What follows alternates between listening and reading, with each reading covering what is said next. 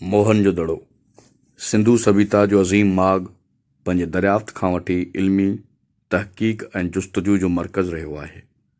माहिरनि जो चवणु आहे त हीउ शहरु 2600 क़ब्ल मसीह में आबाद थियो ऐं 1900 क़ब्ल मसीह ताईं क़ाइमु रहियो। यानी हीउ शहरु 800 सालनि ताईं इल्मु, हुनुर, सक़ाफ़त, तिजारत ऐं हुकूमत जो गढ़ रहियो। शहर जी बीहक, घरनि जे नक्शनि, सेवरेज सिस्टम, खूहनि, पब्लिक स्विमिंग पूल ऐं इज्तमाही गोदाम हिन शहर खे आलमी शौहरियत बख़्शी।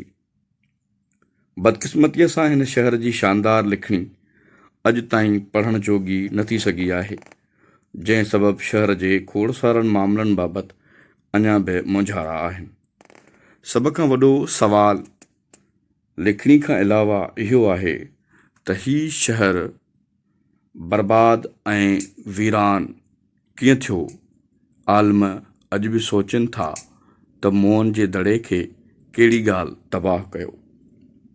अचो त शहर जी बर्बादी बाबति सभ खां हैरान कुन नज़रिए तां परदो खणूं।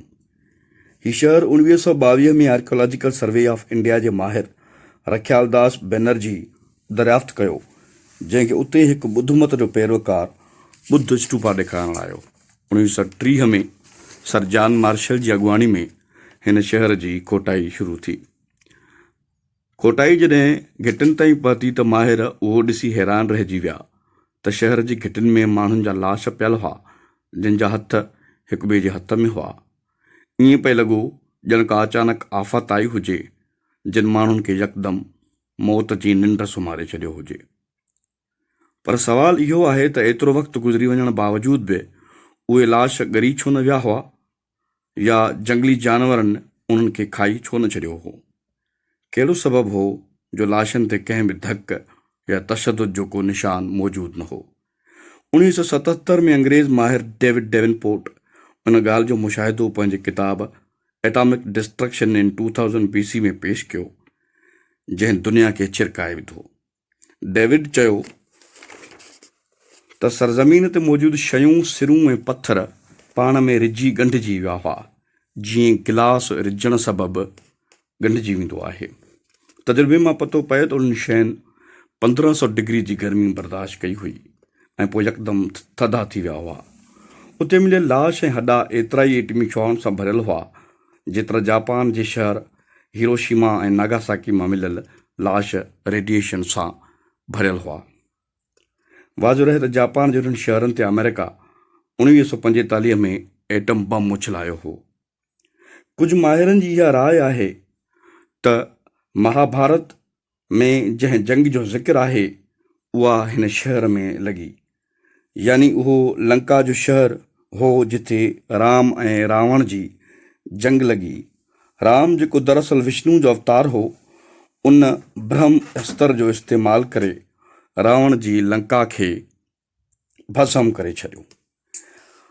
ब्रह्म अस्त्र जे बारे में महाभारत में हीअ तशरीह अचे थी त उहो हिकु अहिड़ो हथियार हो जेको काइनात जी समूरी कुवत सां भरपूर हो।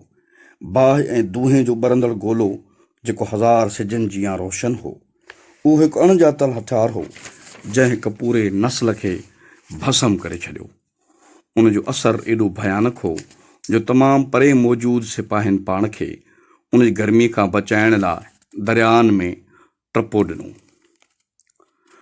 अगरि मोहनजोदड़ो ई लंका हो त पोइ गुमान ग़ालिब आहे त मोहन जे दड़े यानी लंका जी बची वियल माण्हुनि लंका नव जे नाले सां हिकु शहरु आबाद कयो, जेको वक़्तु गुज़रण सां लाड़काणो सड़जणु लॻो।